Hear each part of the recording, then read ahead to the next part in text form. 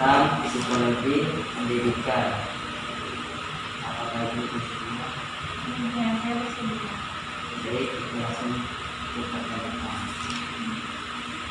Metode apa yang Ibu gunakan agar anak semakin termotivasi belajar di dalam kelas? Ya, kan itu kita tahu sekarang kan pembelajaran udah menggunakan kurikulum 2013. Ya, dengan kurikulum 2013 itu yang berbasis sama kehidupan di sekitar siswa, maka kita lebih mudah memotivasi siswa. Kayak metodenya kayak menghubungkan pembelajaran dengan kehidupan siswa secara langsung. Terus seperti memberi contoh-contoh materi pembelajaran itu contoh-contohnya juga berdasarkan kehidupan yang dekat dengan siswa, di sekitaran siswa, sehingga siswa lebih mengerti. Dengan siswa lebih mengerti dan merasa materi itu ada dalam kehidupannya, maka dia akan lebih termotivasi untuk belajar. Selain itu kan Imron juga pasti sudah pernah mendengar tentang model-model pembelajaran yang banyak, ada team games turnamen, ada snowball rolling, segala macam. Ada pembelajar, ada bermain peran, ada kuis. Nah, itu kita bisa menggunakan variasi berbagai macam model-model pembelajaran sehingga anak tidak akan merasa bosan. Seperti itu. Bagaimana cara menimbulkan motivasi siswa yang kurang aktif di dalam kelas? Oh, ya. Untuk menimbulkan motivasi siswa yang kurang aktif. Jadi sebelumnya itu kita sebagai guru kelas harus tahu dulu bagaimana watak dan karakter masing-masing siswa.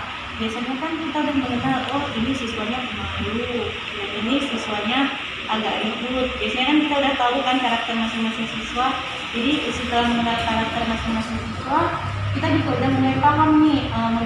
Kita juga udah mulai paham kalau kita tuh harus ngasih tugas yang harus gimana caranya tugas itu bisa mengaktifkan seluruh siswa, kayak seperti membuat kelompok itu jangan sampai siswa membuat kelompok. Biasanya kan mereka kalau siswa yang aktif atau siswa yang ribut di kelas, biasanya mereka punya teman-teman sendiri kan.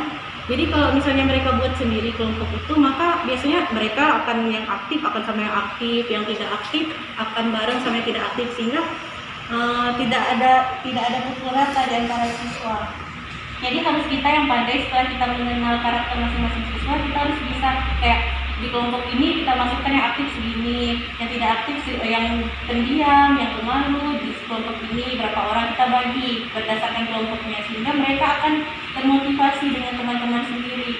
Terus juga kalau memberi tugas seperti kayak maju ke depan atau sebagainya, kita juga menunjuk kepada siswa yang kurang aktif itu, yang pemalu kita tunjuk. Tapi kita dalam mendidik siswa yang seperti pendiam, pemalu itu kita harus kayak sini nak, ayo nak, kayak kita rangkul. Kan kita tahu dia pemalu, dia pendiam, dia kurang aktif. Jadi kita harus rangkul, kayak menyusul ke bangkunya, kayak dirangkul, sini nak, ayo nak, maju ke depan, jawab pertanyaan itu. Sehingga dengan rasa ditemani itu akan sedikit demi sedikit akan menimbulkan kepercayaan dirinya seperti itu, dan mereka akan mulai aktif juga dalam belajar. Adakah reward atau penghargaan yang Ibu berikan kepada anak yang bisa menjawab pertanyaan? Reward, oh ya, kalau reward itu biasanya lebih gampang lewat bintang. Jadi mungkin di kelas itu diberi papan masing-masing siswa itu ada berapa siswa yang bisa, misalnya siswa ini hari ini baik perbuatannya, mungkin dia bisa mencapai mungkin nilainya paling tinggi, bisa menjawab banyak pertanyaan pada hari itu kita kasih bintang. Jadi mereka termotivasi. Yang diberi siapa yang bintangnya paling banyak, mereka akan kayak bukan berkompetisi sih, tapi lebih ke termotivasi untuk mengumpulkan bintang sebanyak-banyaknya. Biasanya kalau anak SD dengan kayak gitu aja mungkin sudah cukup. Bisa juga rewardnya itu kayak anak SD kadang jika kita puji saja dia udah puas, kayak misalnya, oh iya benar Nak Riko, iya bagus. Nah itu aja mungkin dia sudah reward berupa perkataan kita saja, mungkin dia udah cukup puas biasanya.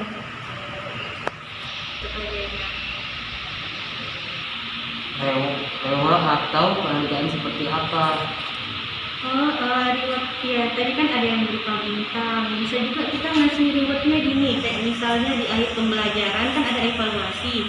Kadang kan evaluasi itu anak udah mau pulang, udah terkesan kayak udah mulai bosan dengan pelajaran. Jadi kita bisa kasih evaluasi seperti kelompok, misalnya barisan ini kelompok A, barisan ini kelompok B, itu kita buat quiz.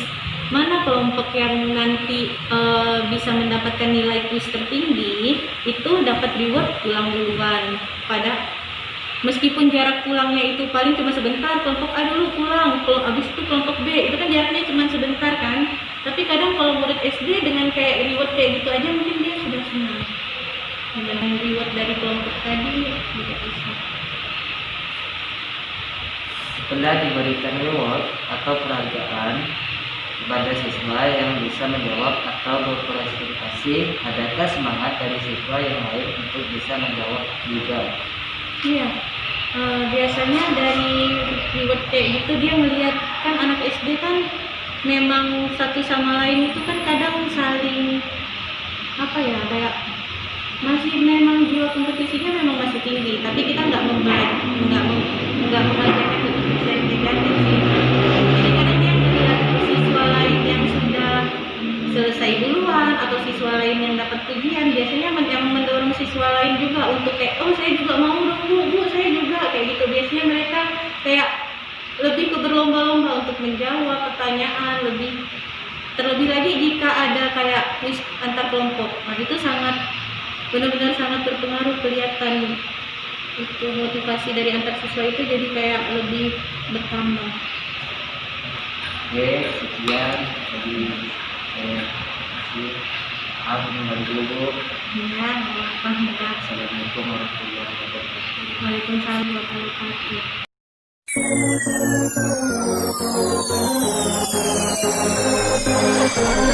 Clap your hands for Angga Jepriano Remix.